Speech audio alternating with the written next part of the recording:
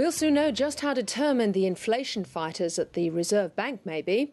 The Bank Board meets tomorrow as the final stages of America's debt drama plays out, and some say it'll put up interest rates. If it does, it will be a signal that inflation is a bigger threat than the debt upheaval and the weakness in parts of the economy, which has been reflected in the latest numbers. Here's Philip Lasker.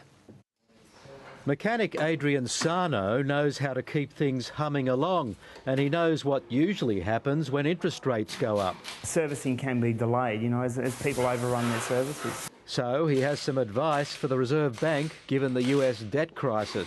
With what's going around the world at the moment and what's making headlines, I don't think it's really needed at the moment.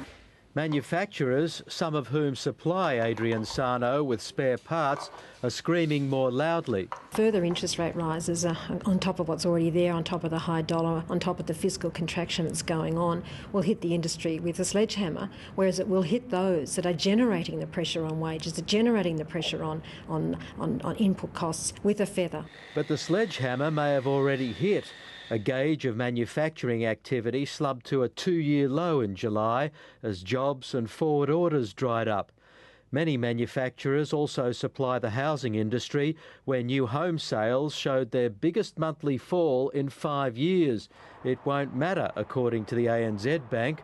It says, with some of the debt uncertainty easing, it's time for the RBA to focus on the mining boom, rising prices and raising interest rates. The rationale is to get ahead of this inflation pressure, and that reduces the chance that we'll see a series of rate hikes later. The problem the Reserve Bank faced in 2007, 2008 and commodity boom Mark 1 was that they got behind inflation and they had to keep raising rates quite aggressively. Look, I know the Reserve Bank need to get ahead of the curve and they need to take preemptive action, and I think the history of that has shown us it's the right thing to do. But if consumers are facing increases in food prices, increases in utility, electricity prices, increases in fuel costs, all things well beyond their control, I think it's going to be a pretty hard call to make to increase rate rises. The National Australia Bank's Alan Oster says the RBA still has time. Where the Reserve has been surprised, like everyone, has been how weak the weaker sectors of the economy have become. So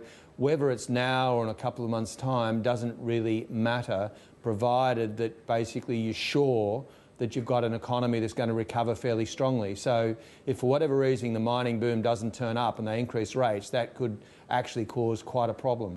That would mean the vehicles coming into Adrian Sarno's workshop won't be the only things stalling.